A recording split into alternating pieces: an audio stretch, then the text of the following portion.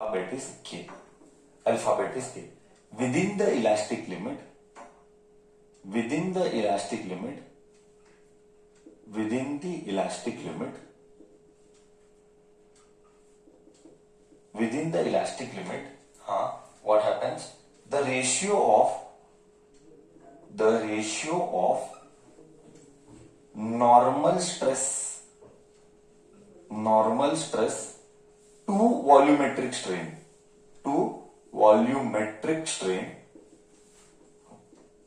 is a constant. To volumetric strain is a constant, and it is called called as bulk modulus. Okay अभी बहुत सारी चीजें detail में discuss करनी पड़ेगी. सी आई डोंट थिंक सो ये वर्ड डिस्कस करना है. Do you feel elastic limit discuss करना है? और इलास्टिक लिमिट तो you know sir need not discuss elastic limit, correct ना? इलास्टिक लिमिट तो डिस्कस नहीं करना है.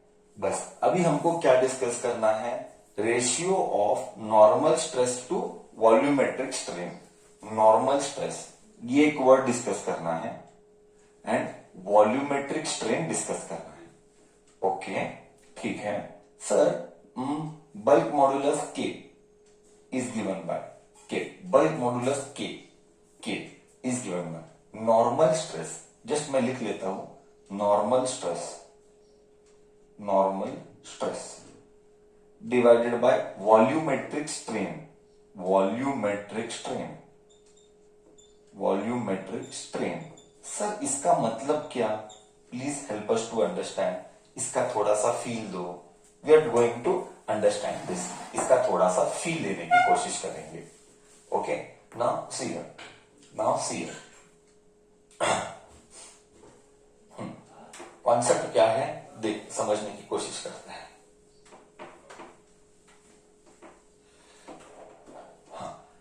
नाउ मैं एक डब्बा लेता हूं. डब्बा, one डब्बा is here. This is that डब्बा. Okay. Dot dot dot dot dot dot dot dot dot dot dot dot dot dot. ये है डब्बा. इसको हम इधर दबा रहे हैं, यहां से भी दबा रहे हैं, यहां से भी दबा रहे हैं. बट इन शॉर्ट हम उसको सारी दिशाओं में डब्बा को दबा रहे हैं. दबा रहे मतलब compress. We are compressing the material in all the possible direction. One very important point to remember is that it is making 90 degree. It is making 90 degree to the surface. Can you see the force? This is how concept यही है. Force लगेगा तो normal stress ही लेना है. अगर मान ले somebody will ask, sir dot dot ऐसे लगा तो कंपोनेंट लेने का. कंपोनेंट यानी रेजोल्यूशन ऑफ वेक्टर. अगर somebody is telling सर मैं ऐसा अप्लाई करूंगी तो अगर ऐसा अप्लाई करेगा तो उसका रेजोल्यूशन ऑफ वेक्टर लेके यही लेना 90 डिग्री ही लेना. Okay I hope you know. अगर कोई फोर्स एंगल में है तो उसको 90 एग्जाम्पल पता नहीं तो कितना बेसिक्स कितना क्लियर है. somebody will tell ए नको देख बा मैं एंगल में लूंगा. अब क्या करेगा? सी अगर एंगल में लेगा तो मान ले ये थीटा है. अगर ये फोर्स पी है तो हम कंसीडर करेंगे पी कॉस थीटा. समझा? पी कॉस थीटा कंसीडर करेंगे. फाइनली क्या ये सरफेस होता, अगर फोर्स ऐसा होता तो मैं ये कंसीडर करता तू ऐसा अप्लाई कर, बट मैं लूंगा ऐसा. बहुत सिंपल. अगर एंगल पर है और मुझे ये चाहिए तो मैं क्या नॉलेज अप्लाई किया? I applied the knowledge of resolution of vector और मैंने नॉर्मल लिया. नॉर्मल यानी 90 डिग्री. जिसको मालूम नहीं वो लोग दिमाग में क्लियर कर दो. जिसको मालूम नहीं, जिसका बेसिक्स नहीं है, नॉर्मल यानी 90 डिग्री. ये दिमाग में क्लियर कर दो. लाइफ में कभी भी सुनने में आया नॉर्मल एंगल, नॉर्मल लाइन मतलब 90 डिग्री वाला लाइन. ओके तो पॉइंट क्या है? पॉइंट ये है कि जब तू फोर्स अप्लाई करेगा तो बॉडी कॉम्प्रेस होगा. बॉडी कॉम्प्रेस होगा तो क्या बॉडी का वॉल्यूम चेंज होगा? तू फोर्स मतलब क्या? तू दबा रहा है, तू पानी सॉरी तू बॉडी को दबा रहा है। जब तू बॉडी को दबाएगा तो तू क्या मानता है? इसका वॉल्यूम चेंज होगा। लेटस से इसका इनिशियल वॉल्यूम वी आई था। अब दबाने के बाद फाइनल वॉल्यूम वी फाइनल हो गया। तो तू क्या मानता है? Do you agree? हाँ, V initial minus V final is delta V. V initial minus V final is delta V. Correct है। इनिशियल बड़ा था, दबाने पर वॉल्यूम छोटा हुआ, that change in volume is delta we.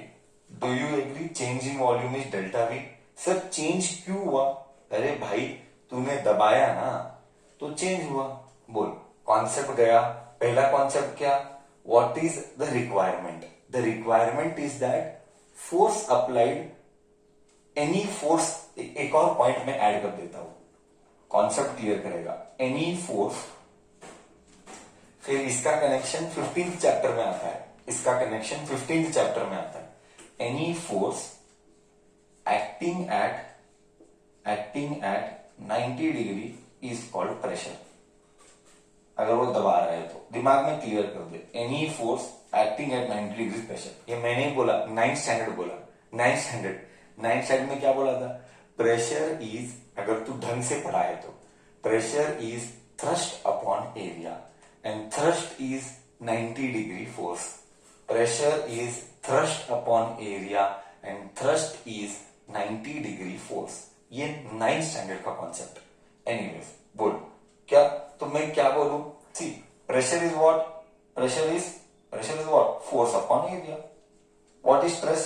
Force upon area. So तो फिर फर्क क्या? प्रेशर और स्ट्रेस में फर्क क्या? Stress can be at any angle, pressure has to be at 90 degree. I repeat for the second time. Stress can be at any angle. Pressure has to be angle 90 degree only. I hope basics clear है। Basics में कोई compromise या confusion नहीं चाहिए। बोल बच्चा, इधर तक मैं जो बोला गया, पहले इधर तक डाउट पूछ। नहीं डाउट है तो फिर हम आगे जाएंगे। इधर तक डाउट है तो बोल, पहले तुम्हारा डाउट को एड्रेस करेंगे, then only will go ahead.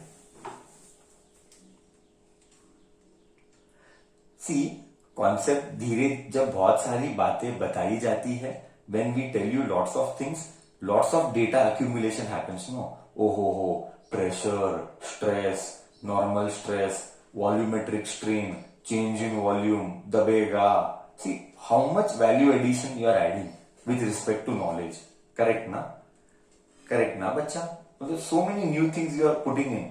Okay ऐसा होता है, ओके इसको ऐसा बोलते हैं, ओके ऐसा। My point is that till here 100% okay,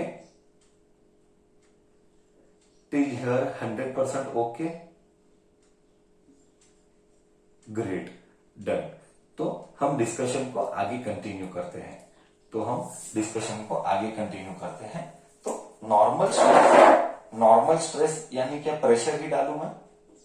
normal stress यानी प्रेशर ही डालू। हाँ, माइनस साइन। बच्चा बोल, माइनस साइन क्यों आया? बाद में मत बोलना सर माइनस क्यों आया। बस नॉर्मल स्ट्रेस को मैं प्रेशर डालूंगा। ओके, माइनस क्यों आया?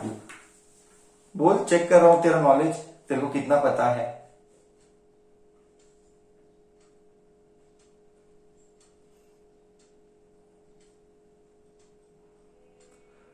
Because area reduces. करेक्ट बोली। बॉडी रिड्यूस, एरिया रिड्यूसेस का मतलब है, एरिया मत बोल, वॉल्यूम बोल। वॉल्यूम रिड्यूसेस, करेक्ट है। Anything which is compressed is negative, anything which is elongated is positive. Correct? Anything which is compressed is negative, anything which is elongated is positive. I told now twice. Okay, now next is volumetric strain. What do you mean by volumetric strain? strain का formula क्या है? strain का formula change in length upon original length. But हमारा length नहीं है, हमारा volume है। Volume है तो तू बोल क्या आएगा? वॉल्यूमेट्रिक स्ट्रेन में फॉर्मूला क्या आएगा? वॉल्यूमेट्रिक स्ट्रेन में फॉर्मूला क्या आएगा? डालना चैट बॉक्स में, I will see. Delta V by V, correct बोला, करेक्ट बोला, डेल्टा वी बाई वी आएगा। सो वॉल्यूमेट्रिक स्ट्रेन इज, हाँ, delta V by V. Okay, delta V by V आएगा। ओके, तो हम डिस्कशन को आगे लेके जाते हैं। प्रेशर, प्रेशर को मैं जस्ट डालूंगा फोर्स अपॉन एरिया ही, या फोर्स अपॉन एरिया ही आएगा ना। Pressure is force upon area, negative sign. Volumetric strain is delta V by V. So ये है बल्क मॉडुलस का फॉर्मूला, ये है बल्क मॉडुलस का formula. I hope bulk modulus is clear. So वापिस से अगर हम इसका एसआई यूनिट डिस्कस करेंगे, एसआई यूनिट, एसआई यूनिट, तू ही विचार कर, अब तक इतना टाइम हो गया सॉलिड्स में, अब मैं देखता हूं तेरा ब्रेन कितना केपेबल है इमेजिन करने के लिए, तेरा ब्रेन कितना केपेबल है इमेजिन करने के लिए। न्यूटन पर मीटर स्क्वायर, करेक्ट बोला, एकदम परफेक्ट। स्ट्रेस का यूनिट है न्यूटन पर metre square. Why? Very simple, correct बोला। ओके, क्योंकि यहां पे फोर्स है, force is newton upon upon area, area is metre square बराबर। ये सर ये लेते ही नहीं है, कितनी बार तो अब हो गया स्ट्रेन का यूनिट होता ही नहीं है, कितनी बार तो हो गया स्ट्रेन का यूनिट होता ही नहीं है। Correct, till here concept is clear. तो क्या सर सारे सॉलिड्स के formula, sorry, all the 3 properties of solids, Young's modulus, shear modulus, bulk modulus, ये सारे के यूनिट्स सेम है, अलग है? हाँ, ये सारे के यूनिट सेम है कि अलग है?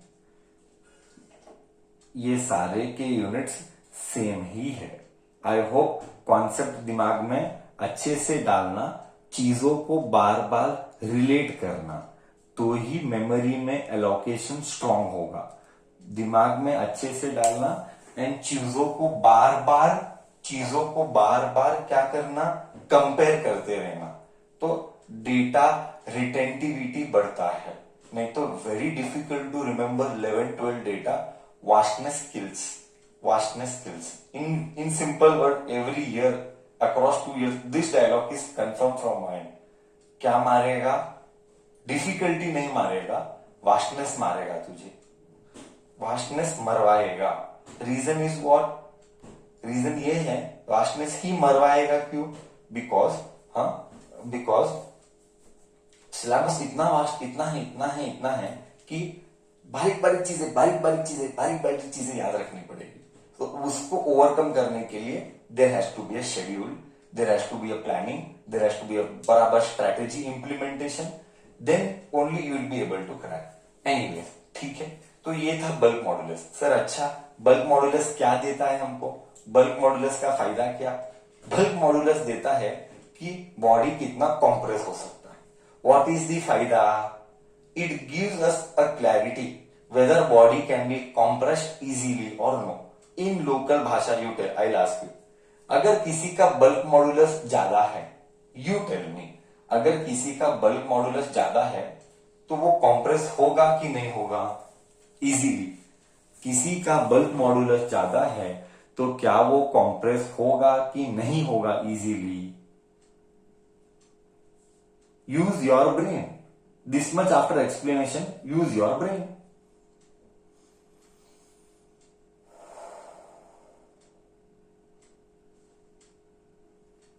Others, why others are not replying?